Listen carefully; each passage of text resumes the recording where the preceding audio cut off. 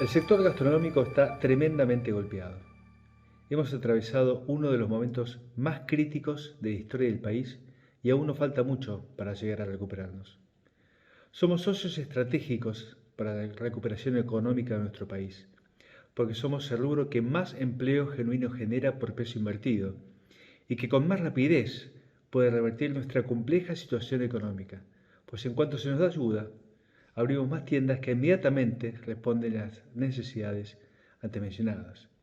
Formamos jóvenes para quienes en muchas oportunidades somos su primer empleo, que además, en más del 60% de los casos, son mujeres. También revalorizamos el valor inmobiliario en las zonas donde abrimos nuestros negocios.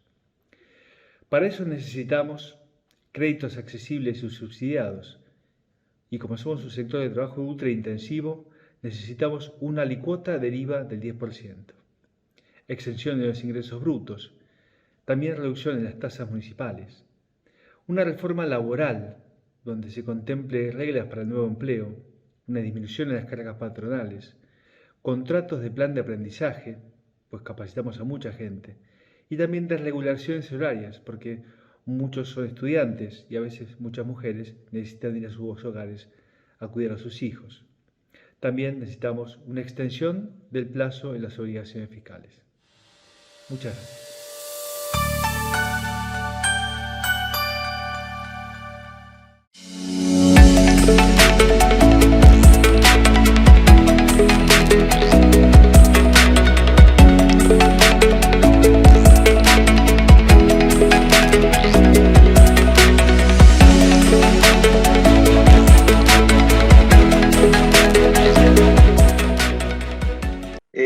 Buen día a todos. Realmente el coloquio está teniendo un color, creo que está superando hasta las expectativas. Lo bueno es que se vienen acumulando un montón de comentarios que tienen todos que ver con lo mismo. En todos los casos hay aportes distintos y es muy bueno, a pesar de que preferíamos hacer el coloquio de manera presencial, esta cuestión del Zoom, porque nos permite, así como el año pasado tuvimos a Javier Sánchez Gallardo, que para los que no estuvieron, es como si fuera un vocal del Tribunal Fiscal de la Nación de España. Hoy, en situación similar, tenemos a Manel Casals, que Manel Casals es otro enfoque, es empresario, él es el secretario general del gremio de hotels, que para quienes no entienden catalán es algo así como la Cámara de Hoteles de Barcelona, que además también es secretario general de la Confederación Empresarial de Hostelería y Restauración de Cataluña. Y lo que más nos interesa es que es impulsor del movimiento Reform Airbnb, es decir, alguien que lucha denodadamente contra la competencia desleal del alojamiento informal. Manel nos va a dar un panorama lo más amplio posible de cuál es la situación del turismo, de la hostelería y la hotelería en España, en Cataluña particularmente, y también de Europa. Los dejo en presencia de Manel. Adelante. Muy buenos días, Rafael. Estaba pensando en lo que has dicho y qué pena que el coloquio no sea presencial porque nunca necesito una excusa para visitar vuestro país y para estar en Buenos Aires. En cualquier caso, buenos días a todos. Espero que se me escuche bien, si no ya me avisaréis. Antes que nada, dar las gracias a CEGRA y al amigo Jordi Busquets por la invitación y la oportunidad de poder participar en este coloquio. Es todo un placer. Para empezar, me veo con la necesidad, más que obligación, de explicar un poco cuál es la situación en Barcelona en esta época COVID, cómo está nuestro sector a principios de septiembre de 2021. Actualmente estamos con aproximadamente un 60% de los hoteles abiertos. Han abierto muchos durante este verano. Estábamos apenas al 30% en el mes de mayo y ahora estamos al 60% y esperamos que con lo que resta de año vayamos aumentando este número de hoteles abiertos para llegar prácticamente al 85% y luego veremos este 15% restante qué pasa, si lo vamos viendo durante el año que viene o si, por desgracia, alguno no sobrevive a esta crisis y se queda por el camino. La previsión que tenemos para los próximos meses es mala. Hemos pasado un verano malo, un verano con apenas un 50% de ocupación relacionado con lo que estaba comentando antes, el 50% de los hoteles abiertos a mediados de verano. Pues estamos hablando de que teníamos entre un 20 y un 25% de las personas que habitualmente visitarían la ciudad. Y habitualmente pues nuestro invierno, los meses de diciembre, enero y febrero no son especialmente buenos, con lo cual no tenemos grandes perspectivas y también pues con una afectación de los precios muy importante. Estamos vendiendo prácticamente un 40% por debajo de lo que acostumbramos a vender en esta época del año. En el marco laboral seguimos con prácticamente la mitad de los trabajadores del sector sin trabajar en un expediente regular de empleo y sobre todo con un gran problema que todo el turismo que estamos teniendo, todos los visitantes que estamos teniendo actualmente son turistas que vienen por razones de ocio y no vienen a ningún tipo de turismo que venga por negocio, ferias, congresos, convenciones, reuniones de empresa o negocios aquí en Barcelona. Esto para nosotros supone aproximadamente un 45% de la actividad y ahora mismo pues, es prácticamente inexistente. No vemos este tipo de visitante. También tener en cuenta el contexto COVID, ¿no? Se están llevando a cabo los pasos necesarios para que Barcelona sea un destino seguro. El sector turístico ha aplicado los riesgos, ha aplicado los protocolos para evitar los riesgos pertinentes, con lo cual somos un sector súper seguro en este sentido. Y en general las actividades o negocios turísticos están abiertas en Barcelona, prácticamente todas. Manel, añadido esto. Manel, Sí. disculpa, estamos sintiendo muy bajo el volumen. Te pido a ver si podés hacer algo para subirlo. Voy a parar medio minuto, me voy a cambiar los auriculares.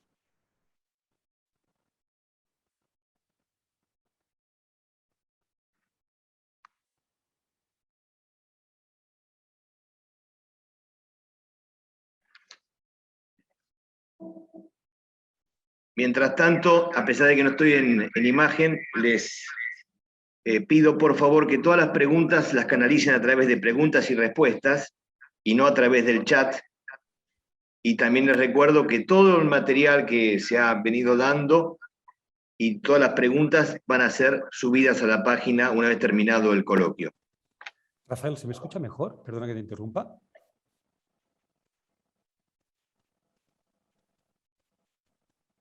Ahí, a ver, Manel. A ver, ¿se me escucha mejor ahora mismo? Te seguimos escuchando un poco bajo.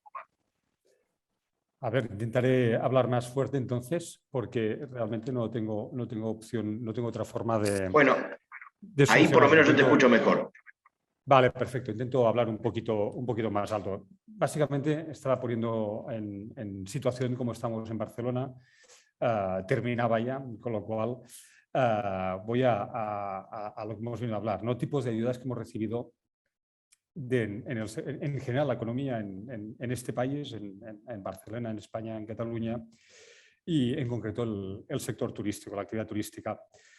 Supongo que sabéis, el 14 de marzo se inició el estado de alarma en España y a partir de este momento pues, el gobierno español empezó a poner en marcha una serie de medidas económicas para ayudar a las empresas, en general el sector turístico en concreto. Destacan dos programas de avales públicos de gobierno con el objetivo de garantizar la liquidez de las empresas, que era de en torno a los 140.000 millones de euros. En total, la ayuda movilizada por España está cerca de 223.000 millones de euros. Esto es más o menos un 20% del PIB durante el 2020, de los cuales un tercio iban destinados a ayudas directas, aunque veremos que luego con muchas empresas llega poco dinero, y dos tercios, unos 160 millones, iban a la financiación movilizada a través de garantías, préstamos avales y moratorias.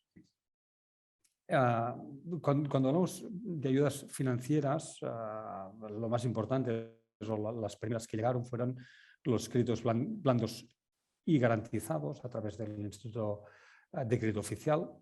Eran unos 400 millones de euros que básicamente lo que hacían era atender la necesidad de liquidez a empresas y trabajadores autónomos del sector turístico a corto plazo. Garantías de hasta 100.000 millones de euros, perdona, que esta es una parte importante de esta aportación de la que estaba comentado, que van a facilitar la concesión de préstamos a empresas y autónomos para cubrir una necesidad muy puntual de aquel momento, que luego se ha ido acentuando y no ha ido a mejor, obviamente ha ido a peor, que era para cubrir circulante, pago de facturas, otros conceptos. Y luego se amplió estos 100.000 millones, pues se ampliaron con 10.000 millones más.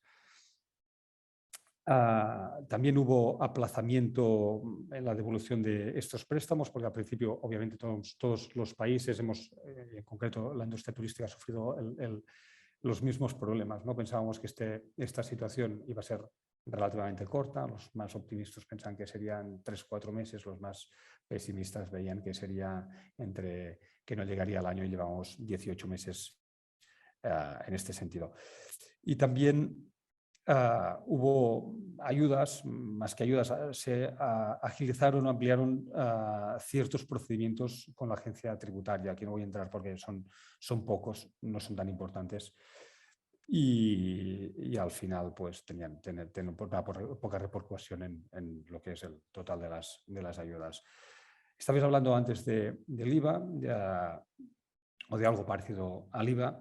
En realidad luego veremos que algunos países europeos han recibido buenas ayudas en cuanto al IVA. En España algunos reajustes en ciertas obligaciones de pagos, pero sin que haya habido una modificación del tipo de IVA del sector. Y el impuesto sobre la propiedad, en realidad, que es uno de los impuestos altos que pagamos a nuestro sector, hostelería, o hoteles en concreto, hostelería en general, pues no ha habido ningún tipo de modificación. Perdona que me escuchen, veo que me seguís escuchando bajo, estoy hablando tan alto como puedo y no sé modificarlo de otra forma. Otro tipo de ayuda en este sentido fue la obligatoriedad por parte de los bancos con una moratoria hipotecaria hacia las empresas y autónomos. Básicamente lo que hacía el Estado era obligar a los bancos a que durante un periodo máximo de 12 meses no se tuviera que reembolsar el principal del capital de un préstamo y se tuvieran que abonar los intereses. Se tenía que demostrar una bajada en la facturación de un 40%, pero con los negocios cerrados pues fácilmente se demostraba esto. Y una parecida para los que no tenían hipoteca y tenían alquiler, pues el inquilino podía solicitar al arrendador una moratoria del pago, que en este caso no eran 12 meses, eran 4 meses. También se tenía que demostrar una bajada de facturación significativa, en torno del 40%, y tal como dice, en ningún caso podían superar los 4 meses, y una vez superados los 4 meses se tenía que empezar a pagar la parte que no se había pagado, con lo cual era una ayuda a corto plazo, pero que a medio plazo pues no fue una gran ayuda. Luego también tenemos el impuesto turístico. Nos permitieron aplazar el pago del impuesto turístico, que era el pago que correspondía al periodo de verano y otoño de 2019. Primero lo retrasaron hasta mediados de 2020, finalmente lo retrasaron hasta finales de 2020, pero al final tuvimos que pagarlo igual. No fue una ayuda, pero era más bien en forma de crédito. Y sí que hubo una moratoria de la aplicación de un aumento del impuesto turístico que se tenía que aumentar precisamente en marzo de 2020. Y hasta el momento no se ha aumentado, probablemente a partir del 1 de octubre pues, lo van a aumentar. Ayudas directas, esto han sido más ayudas financieras. Ayudas directas han sido pocas en este país por parte de la Municipalidad de Barcelona, del Ayuntamiento de Barcelona. Crearon un programa para reactivar la actividad turística en Barcelona. Eran de unos 12 millones de euros para subvencionar establecimientos de economía local. Era para pequeñas empresas de entre 1.000 y 5.000 euros por empresa. Realmente las cantidades son bajas por lo que se refiere al Ayuntamiento de Barcelona. Y unos 8 millones más para subvencionar proyectos de inversión en actividades económicas. Básicamente era para establecimientos que se habían pasado mucho tiempo cerrados, pues que tuvieran un gasto a la hora de reactivar su actividad, pues para tener ayudas sobre este gasto. También en ayudas directas hubo dos ayudas importantes, una que engloba varias líneas. Eran unos 950 millones de euros que venían directamente del Estado a la administración regional, Cataluña, y van entre 5.000 euros para empresas menores de 5 trabajadores hasta 200.000 euros para empresas mayores de 50 trabajadores. Se tenía que demostrar que tenían deudas, con lo cual que se habían generado deudas y van destinadas básicamente a pagar deudas, ya sea con bancos, con ICOs, con proveedores, etc. Realmente serán ayudas que estas ya eran algo, muy poco en comparación a lo que estaban perdiendo las empresas del sector de la hostelería. Y la más importante, probablemente la más significativa, pues son cómo se han tratado los expedientes de regulación temporal de empleo. Para concretar un poco, para explicar un poco el formato, cómo funciona aquí en España, aparte de lo que ingresa, aparte de lo que la empresa paga en bruto al trabajador, aproximadamente en cotizaciones sociales paga un 30% del total del salario del trabajador. Eso es un dinero que directamente coge la empresa y lo paga el Estado, ¿no? Entonces, en el periodo, desde el principio del estado de alarma, lo que ha permitido el Estado es que cuando se hacía un expediente regulador temporal de empleo, o sea, que decías a los trabajadores que no vinieran a trabajar y no cobraran, se eximía a la empresa de pagar este 30% que correspondía a las cotizaciones sociales y se le eximía no del 100%, depende del tamaño de la empresa, podía ir entre un 75% y un 90%. Empresas muy pequeñas llegaban casi al 90%, empresas de más de 50 trabajadores pues era un 75%, que era probablemente, tal como estaba diciendo, la mayor ayuda, la principal ayuda que nos ha otorgado el Gobierno de España y que se nos termina ya, por desgracia, se nos termina el día 30 de septiembre, o sea, dentro de una semana, y que estamos trabajando para intentar que se alargue al menos hasta principios del año 2020, 2022, perdona, pues estamos en una situación que todavía necesitamos este soporte por parte de las administraciones. Esto, en líneas generales, es lo que nos ha ayudado, las ayudas que hemos tenido en España, ya sean municipales, autonómicas, regionales o estatales. Pero también he querido pues, buscar buenas prácticas en otros países, ¿no? Básicamente en países europeos, para ponernos cuantos ejemplos. En el Reino Unido hay ayudas varias, pero voy a destacar las más principales. La administración asumió durante el estado de alarma 2/3 del salario de los trabajadores y redujo el IVA del 20% al 5% desde marzo de 2020 hasta marzo de 2021. Además, los hoteles en este caso no tendrán que pagar impuesto a la propiedad, tal como estaba comentando que sí que teníamos que pagar nosotros. Alemania, que junto con los Países Bajos son los dos países que más han ayudado a nuestro sector, al sector de la hostelería. Dependiendo del sector de la empresa y del tamaño de la empresa, se podían conseguir ayudas de hasta 200.000 euros, pero lo más importante es que esto te cubría directamente hasta el 90% de los costes fijos, no solo las deudas que tenían. Y también una disminución del IVA del turismo en hostelería, que pasaba del 19% al 7% hasta mediados de 2021. En este caso fueron prácticamente 18 meses. También posponieron temporalmente los impuestos de estas empresas, que al final no es una ayuda directa, pero no deja de ser una forma de financiar las empresas en un momento en que no están trabajando. En Francia hubo algo parecido en Alemania. Restaurantes y bares recibieron ayudas de hasta 10.000 euros mensuales.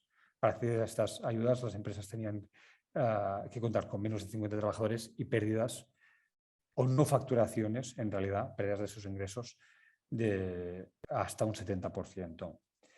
En Países Bajos, que como he dicho es de los países que más ayudas ha aportado en el sector, aquí hay una clara diferencia de lo que es el sur de Europa y el norte de Europa, o sea, los países ricos y países pobres en Europa. Y ha habido unas aportaciones directas a fondo perdido, sin mirar tamaños, sin mirar si había pérdidas, de 2.500 euros por establecimiento mes desde que empezó la pandemia y siguen vigentes en este caso. En Italia también hay ayudas importantes. Abonaron a los restaurantes de las 29 zonas turísticas más afectadas por la pandemia, por el COVID, un máximo del 25% de los ingresos que habían dejado de obtener, en comparación, obviamente, al año 2019, que era el último año que teníamos bueno de referencia, al menos turísticamente, en Europa. Además, una cosa curiosa, se incluían también subvenciones para la compra de materias primas, si eran 100% italianas, para fomentar el consumo de productos italianos. En Grecia, otra vez, reducción de IVA del 9 al 5%, con un plazo no especificado, con lo cual siguen con la reducción del IVA. Una aplicación del 25% de los descuentos, una aplicación del 25% de descuento de los impuestos en general, y la reducción de entre el 40 y el 100% de alquileres, hipotecas en las empresas afectadas por el COVID. En este caso también tenían que demostrar una disminución de la facturación significativa. Incluso en Rumanía, la ayuda es del 20% de la facturación sobre el año 2019 en bares y restaurantes, y aplazamiento de las deudas bancarias de hasta 9 meses. En Portugal, ya voy terminando con Portugal y Austria. En Portugal, pues se cubrió el 20% de la facturación perdida entre enero de 2020 y septiembre de 2020, con lo cual los peores meses de la pandemia. Y en Austria, garantías estatales sin ningún tipo de justificación por todas las empresas que demostrarán también una falta de liquidez y disminución de facturación por el COVID-19. Esto son unas cuantas de las mejores prácticas que hemos encontrado en Europa y que nosotros también hemos presentado a nuestros gobiernos para intentar que reaccionaran y nos ayudaran. Y a estas alturas, ¿qué pedimos nosotros? Obviamente hemos pedido muchas ayudas, no nos han llegado las ayudas, pero ahora que empieza la reactivación, entonces que empezamos a tener turistas, que pues hemos pasado de tener un 5% de ocupación que teníamos hace 5 meses al 50% de ocupación que tenemos en este momento, aunque con muchos hoteles cerrados, pues lo más importante, o uno de los 3 elementos más importantes es la promoción, ¿no? Tenemos que aumentar la promoción turística que se lleva haciendo en los últimos años, pues porque la situación lo requiere y la ciudad lo necesita. La continuidad en los ERTEs, antes lo he comentado, lo que son los expedientes de regulación temporal de empleo por fuerza mayor, o sea, con bonificaciones al menos hasta enero del 2022. Es imprescindible, llevamos muchos días hablando de esto con el gobierno y se han puesto una posición bastante inflexible porque nos comparan a otros sectores y obviamente la crisis no ha sido la misma para la construcción, para la alimentación o para nuestro sector. Y luego, pues, necesitamos poder financiar las inversiones que tenemos que hacer en el futuro, ¿no? O sea, con financiación de inversiones futuras, porque vamos a pagar durante muchos años lo que hemos necesitado, todos los créditos y la financiación que hemos obtenido durante este año y medio de COVID. Y esto no nos va a permitir hacer, depende de qué tipo de inversiones futuras, si no tenemos ayudas para esto y sobre todo para poder mantener la competitividad, seguir siendo un sector moderno y competitivo. Con esto termino mi exposición. Siento que no se me haya escuchado bien. He intentado hablar lo más alto que podía sin estar gritando aquí en el despacho. Muchas gracias a todos. Muchas gracias, Rafael.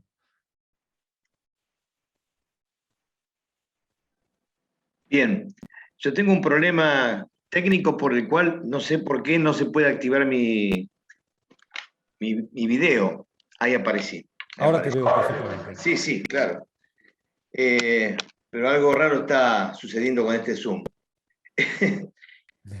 Bueno, por supuesto que ha sido más que interesante todo lo que contaste.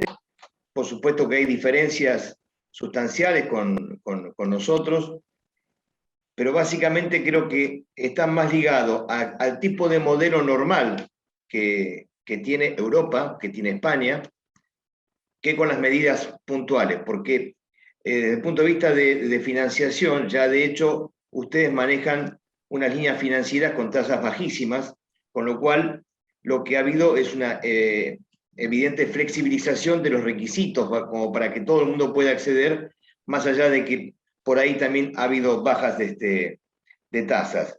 Lo que más destaco de lo que contabas es el ERTE, que es el equivalente aquí a lo que hemos llamado ATP, y ahora se llama REPRO, que son las ayudas para el pago de sueldos, donde los montos, las cifras con las que ustedes se mueven, son muy superiores, e inclusive por lo que has dicho, se van a seguir manteniendo, no sé hasta cuándo, pero se van a seguir manteniendo.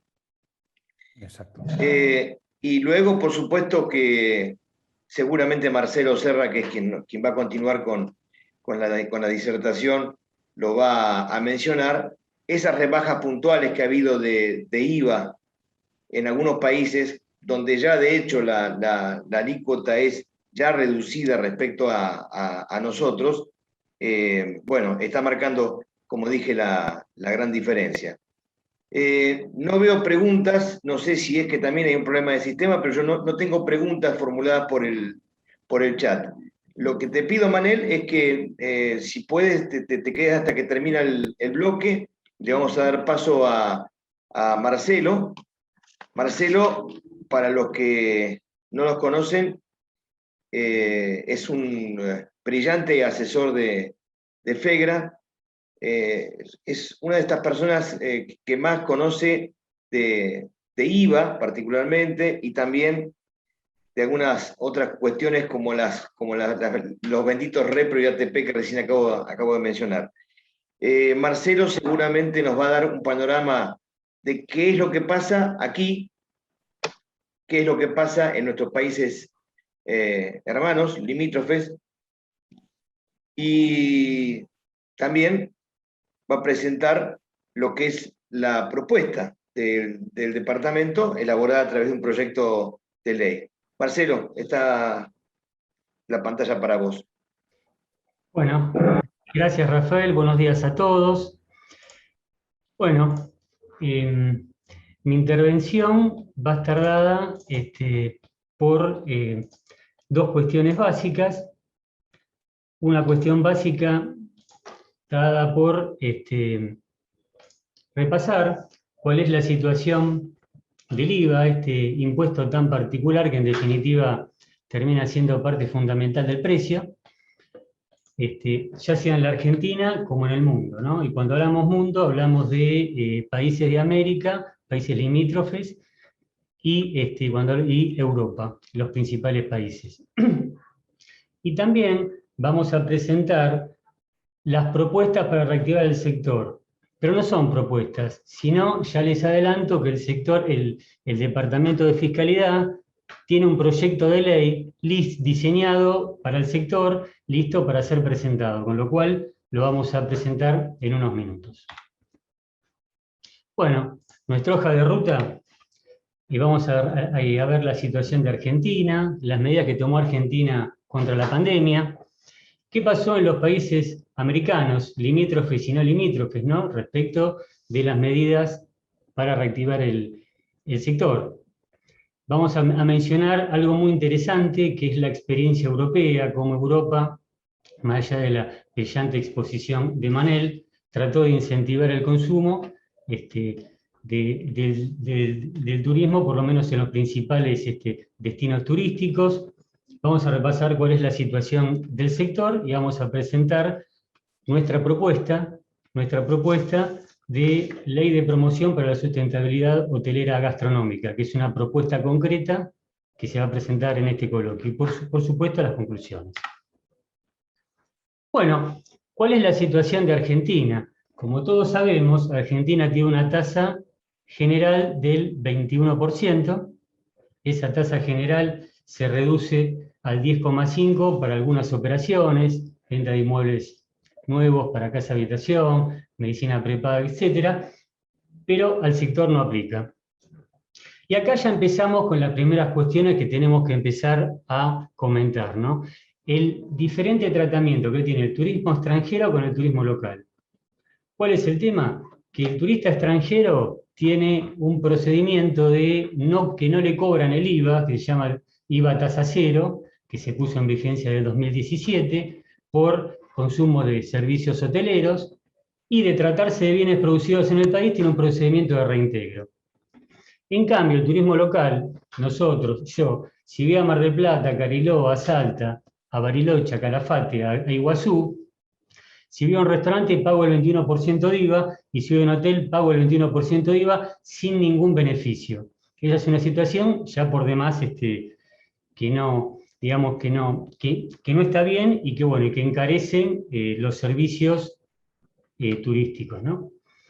¿Cuáles fueron las medidas que tomó Argentina por la pandemia? Bueno, el famoso programa ATP, Asistencia al Trabajo y la Producción, que estuvo vigente hasta diciembre de 2020, donde tenía beneficios de las cargas sociales, en este caso no para todas las cargas sociales, sino solamente para las relacionadas con el SIPA, que son aproximadamente un 60% de las cargas sociales totales. Para aquellas actividades críticas se reducían un 95%, mientras que para las no críticas se difería el ingreso por unos meses.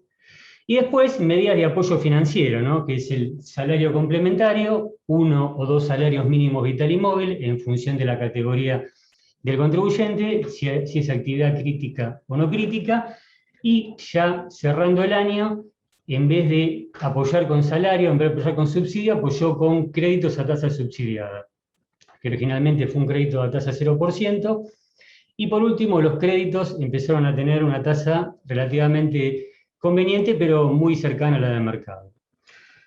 Eso fue hasta 2020. ¿Qué pasó en el 2021? Bueno, en el 2021 se cambió, se eliminó el programa ATP y comenzó el programa REPRO, Reconversión Productiva, donde el principal efecto es que el apoyo económico fue mucho menor, porque de tener a 1 o 2 salarios mínimos vital y móvil, pasó a tener 9.000 pesos originales, hoy 22.000 pesos actuales, por cada empleado. Y este programa no tiene un plazo de vigencia, sino que se va renovando todos los meses, y cada mes que se renueva tiene condiciones más complicadas para entrar. Eso, bueno, por las consultas que hemos tenido de los asociados, ¿no? Cada vez el Estado pone más trabas para hacer este beneficio. Y con respecto a los beneficios SIPA, acá también es mucho más acotado, y recién empezó a entrar en vigencia a partir de mayo, con lo cual de enero a abril no hubo beneficios SIPA. Esto es muy importante. Esto lo vamos a desarrollar en el módulo 5 de mañana, ¿no? Lo que tenemos que saber es que estos beneficios no son definitivos. Los beneficios de apoyo financiero, ya sea salario complementario, crédito a tasa subsidiada o el REPRO. Estos beneficios están sujetos al cumplimiento de requisitos temporales con la condición de caducidad. ¿Qué significa? Que si yo, por ejemplo, no cumplo lo que tengo que cumplir, como por ejemplo, no distribuir dividendos en un determinado lapso de tiempo, de pérdida del cierre de la empresa, etc., me van a poder solicitar que devuelva las ayudas recibidas, ya sea, llámese ATP, llámese Repro, o llámese el crédito a tasa subsidiada. En realidad, bueno, el crédito lo estoy devolviendo, simplemente me cobrarán la diferencia de intereses por la tasa subsidiada, ¿no? Pero esto es fundamental, y lo vamos a comentar en detalle mañana. Los subsidios que nos dio el Estado no son definitivos. Están sujetos a cumplimiento de requisitos. Bueno, tenemos que decir que el Estado sancionó la ley 27.563, donde se establecían determinados beneficios, esta ley llamada de sostenimiento y reactivación productiva de la actividad turística nacional. Comentamos muy rápidamente que esta ley en principio prorrogaba el programa ATP de diciembre de 2020 por 180 días, le daba facultades al Poder Ejecutivo para hacerlo, prorrogaba por 180 días los anticipos, los pagos de ganancias y bienes personales, y esto también tenía la prórroga del Poder Ejecutivo para hacerlo, suspendía las medidas cautelares por 180 días, y también, lo que es más importante, porque este era un beneficio concreto, implementaba la reducción de impuesto al débito crédito bancario hasta diciembre de 2021, dándole facultades al Poder Ejecutivo para así hacerlo. ¿Qué tenemos que decir? Que de estas 4 medidas, el Poder Ejecutivo nunca utilizó las facultades que le dio el Poder Legislativo, ya sea para prorrogar el ATP por 180 días, ya sea para las prórrogas de los pagos de ganancias, e inclusive para implementar la reducción del impuesto al débito. Con lo cual, lo que tenemos que concluir que el único beneficio concreto fue diferimiento de pago de ganancias, y como el sector, creo que nadie tuvo ganancias, podemos llegar a concluir, lamentablemente, desde el punto de vista tributario, que esta ley no tuvo aplicación práctica. Sí, lo que tenemos que mencionar es que esta ley prevía también incentivos a la demanda por determinados programas, llamados bono vacacional, preventa, bueno, que ahora se puso en vigencia para 2021, adultos mayores, turismo estudiantil. Pero en lo que hace a la parte tributaria, lamentablemente la conclusión es que no tuvo aplicación práctica porque el Poder Ejecutivo nunca lo implementó. Bueno, ¿cuál es la situación de los países limítrofes? Porque acá vamos a ver que cada país con su particularidad le va buscando la vuelta para tratar de ayudar al sector, de rescatar al sector de esta crisis terrible. Fíjense en Chile. Chile tiene una tasa del 19% en general. Sabemos que tiene un tratamiento diferencial al sector hotelero del turismo extranjero, ¿no? Que no le cobran el IVA.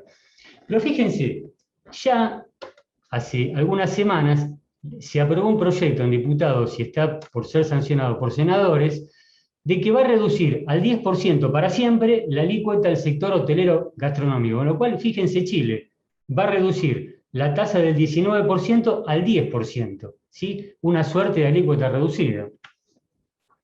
Bueno, el caso de Uruguay ya lo conocemos todos, la tasa general es del 22% y la reducida es del 10%.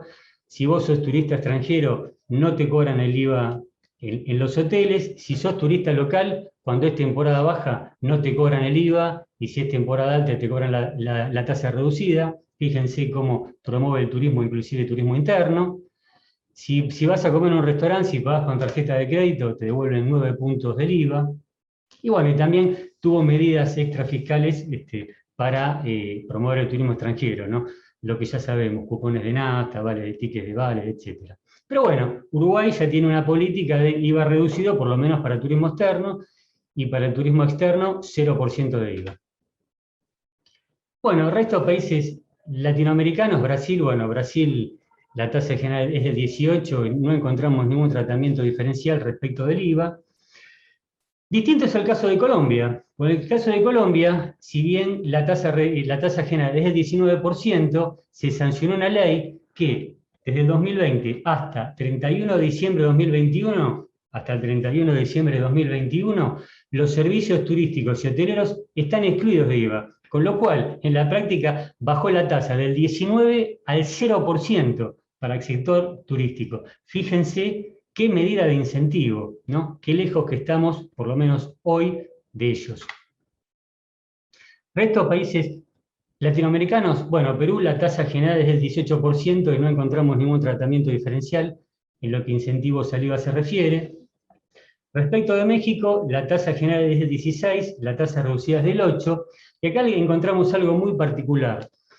Se reduce la tasa a la mitad, la tasa reducida al 8%, para todos los estados fronterizos, ya sea del norte, que linda con Estados Unidos, como todos los estados del sur. Y recordemos que los estados del sur tienen los principales destinos turísticos, que todos conocemos, por suerte, ¿no? Playa del Carmen, Cancún, Cozumel. Con lo cual, los estados turísticos del sur, para los servicios turísticos en general de todos, pero principalmente para los turísticos, tienen la tasa reducida del 8%. Fíjense qué medida de incentivo. Y eso es hasta el año 2024. Así los prestadores turísticos pueden programar estos precios, bueno, con una seguridad jurídica de muchos años, ¿verdad? Pero bueno, el resto de los países americanos los mencionamos, pero bueno, ustedes saben que en Estados Unidos no existe el IVA, simplemente hay un impuesto a las ventas, por suerte para ellos. Y en Canadá, bueno, la tasa general del IVA se diferencia en los estados, pero es una tasa promedio muy baja, del 5%, y entiendo que por eso no hubo medidas de promoción por el IVA por la tasa tan reducida que ellos afortunadamente tienen. Bueno, y acá tenemos un cuadro comparativo, porque uno cuando ve el cuadro ve dónde se para Argentina frente al resto. Y fíjense, Argentina, hoteles y gastronomía, con la excepción de los turistas extranjeros por su consumo de hoteles, ¿no? Tienen 21%, la tasa general. Chile, del 19%, con la excepción de los hoteles, la va a bajar al 10%, para siempre, 9 puntos. Uruguay, bueno, el tema de los hoteles, para el turismo local, tasa reducida, para el turismo extranjero, 0%. Y gastronomía te devuelve 9 puntos. Brasil, tasa 18%, igual que Perú, ahí no hacemos comentarios. Colombia, fíjense, bajó la tasa del 19% al 0%, para los hoteles y para la gastronomía. 19 puntos. México la bajó a la mitad para los servicios turísticos, como recién dijimos, y Estados Unidos no tiene IVA y el de Canadá es insignificante. Pero fíjense cómo se planta Argentina frente al resto. Argentina es la más cara, por lo menos en lo que turismo local se refiere, que es lo que tenemos que incentivar más ahora. Bueno, y acá empezamos, más allá de la excelente exposición de Manel, a hacer un pequeño comentario de la experiencia europea, ¿no? Desde nuestro punto de vista. Y acá lo que tenemos que mencionar son dos grandes temas. La armonización del IVA en la Unión Europea, a través del Consejo de la Unión Europea, y vamos a mencionar cuáles son las alícuotas del IVA en general y aplicables al sector turístico en 5 destinos internacionales que nos parecieron representativos para ver con claridad nuestra exposición y cuál es el efecto, ¿no? Fíjense, en Europa está la Directiva 2006-112 de la Comisión de la Unión Europea, que rige la estructura del IVA de la Unión Europea, ¿verdad? ¿Qué hace esta directiva? Centra en la armonización de las normas internas de los países miembros. Cada país miembro tiene su propia legislación sobre el IVA, pero lo que intenta es armonizar, poner una estructura común de bases imponibles y de alícuotas. Y esto es lo importante. En lo que a alícuotas se refiere, establece determinados tipos mínimos. Tipo mínimo general no inferior al 15% y tipo mínimo reducido no inferior al 5%. Y lo que queremos comentar es que el anexo 3, ¿sí?, de esta disposición de la Comisión Europea 2006/112 establece y propone y recomienda que los Estados miembros apliquen los tipos de alícuota reducida ¿a qué tipo de actividad? Entre otras, fíjese, alojamiento y servicios de restauración. Bueno, son restaurantes, son gastronomía. Con lo cual, la propia Unión Europea recomienda a los países miembros que las actividades del sector turístico, hotelera, gastronómica, estén grabadas en cada país a la tasa reducida de cada país. ¿Por qué? Se lo voy a leer. Directamente surge de la Comisión Directiva 2006/112, por los efectos positivos en términos de creación de empleo y de lucha contra la economía sumergida. Fíjense qué términos. Actividad económica capaz de generar crecimiento, y empleo en la Unión Europea. ¿Esto qué significa? Significa que Europa ya recorrió un camino y reconoce a esta actividad, la actividad turística, que tiene un efecto multiplicador en la economía en general. Por eso es que propone y recomienda a los Estados miembros que apliquen la alícuota reducida, porque en función que al turismo le vaya bien, a la economía en general le va a ir muy bien por su efecto multiplicador. Fíjense qué importante y qué sustancial. Bueno, y para hablar de datos, que siempre nos gusta hablar de datos, acá tenemos 5 países, Alemania, Francia, Italia, España y Reino Unido, donde en un pantallazo vemos los países mediterráneos, Francia, Italia y España, la alícuota general es muy parecida, 20, 22 y 21, y la alícuota reducida es igual, 10% en todos los casos. Y fíjense, tanto Francia, Italia y España, tanto para los servicios hoteleros o gastronómicos, tienen la tasa reducida del 10%. No han tenido medida de promoción adicional, pero desde siempre adoptaron la recomendación de la Directiva 112/2006 que leímos recién de la Comisión de la Unión Europea. Fíjense en qué importante las pautas que da, las recomendaciones, y los Estados miembros le hacen caso porque le hace bien a la economía. Tan simple como eso, le hace bien a la economía que al turismo le vaya bien, al sector le vaya bien. Y después mencionamos a Alemania y a Reino Unido. Fíjese en caso de Alemania. Alemania tiene una tasa general del 19% y una tasa reducida del 7%. Con respecto al alojamiento, siempre fue la tasa del 7%. Pero fíjense, y esto lo mencionó también Manel, que los servicios de restaurantes en julio de 2020 se bajó la tasa del 19% al 5%, 14 puntos. Y ahora, hasta el 2022, quedó en el 7%, es decir, en la tasa mínima que recomienda la Unión Europea. Fíjense cómo cada Estado miembro le va buscando la vuelta en función de los problemas y las necesidades de cada sector. Con respecto al Reino Unido, si bien la tasa general es del 20 y la reducida del 5, hoy por hoy está en el 20, lo que tenemos que mencionar que por 6 meses redujo 15 puntos la tasa para los servicios hoteleros gastronómicos. Fíjense en qué importante, 15 puntos, del 20 al 5%. Con lo cual, de vuelta, acá la reflexión, cada país le va buscando las medidas de incentivo, particularmente respecto del impuesto al valor agregado, para tratar de ayudar al sector, porque ayudando al sector se ayuda a la economía en general. Y bueno, volviendo a la situación de Argentina, datos oficiales según el INDEC, el PBI en 2020 cayó a 9,9%, 10%. El PBI del sector lamentablemente cayó 5 veces más, 49,2%.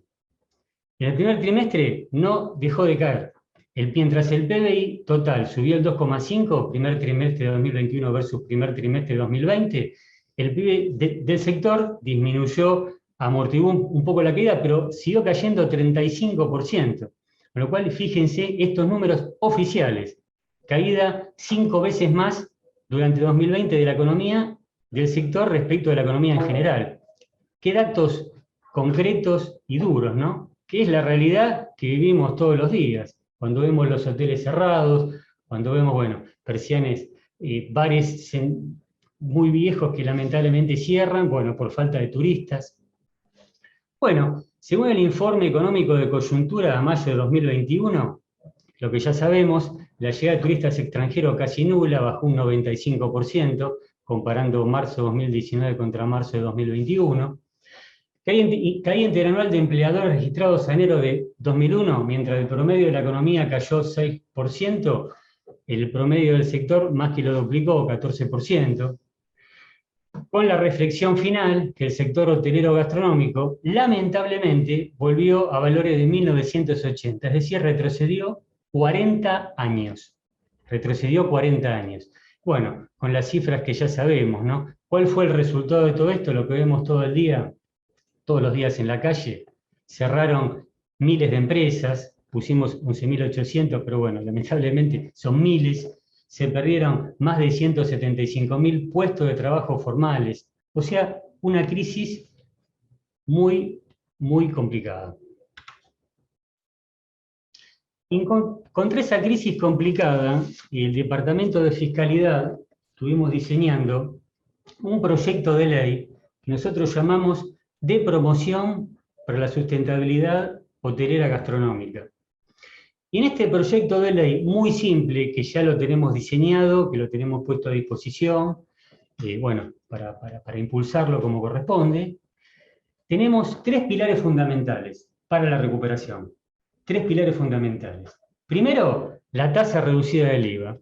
La tasa reducida del IVA, ya lo vimos recién, con la experiencia europea, la propia Unión Europea recomienda a los países miembros que apliquen tasas reducidas al sector turismo por el efecto multiplicador de la economía, con lo cual, bueno, lamentablemente Argentina no lo tiene para el turismo local. Nuestra propuesta es tasa reducida del 10,5 para el sector.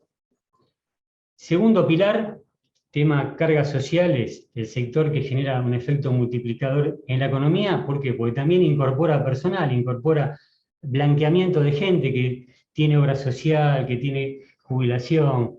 ¿Sí? Es un efecto multiplicador, con lo cual, con respecto a las contribuciones patronales, simplemente queremos alinearlos al mismo beneficio, acá no ponemos nada nuevo, al mismo beneficio que tienen las empresas de software y ahora a través de la Ley de Economía del Conocimiento. ¿Cuál es el beneficio? Que si un contribuyente tiene un personal y paga las cargas sociales, me puedo computar el 70% de lo que pagué como cargas sociales a cuenta de impuestos, ¿sí? Es decir, que se los alinee con el mismo beneficio que tienen la ley, los contribuyentes, bajo el amparo de la Ley de Economía del Conocimiento. Y por último, un impuesto distorsivo, impuesto al débito y crédito bancario, más allá que algunas empresas micro y pequeñas pymes tienen 100% de pago a cuenta. Acá, en nuestro proyecto de ley, lo que proponemos es que para el sector se siga cobrando el impuesto al débito, pero que se implemente todo, el 100% como pago a cuenta de impuestos, y no solamente a cuenta de impuestos a las ganancias, porque el día que tenga quebranto no me sirve para nada, porque no me genera saldo a favor.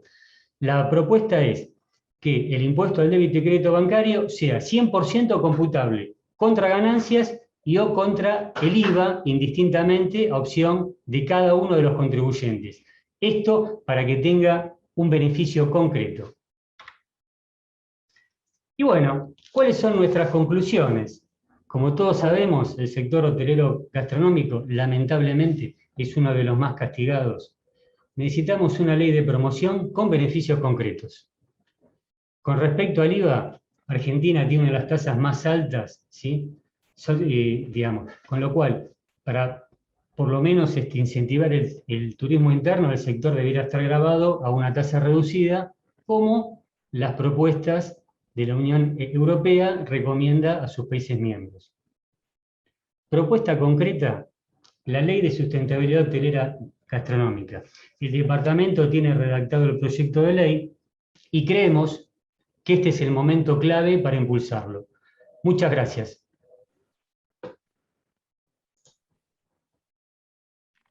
Bueno, nuevamente tengo el atraso en la entrada al video. Esto es un tema técnico que ya veremos cómo se supera.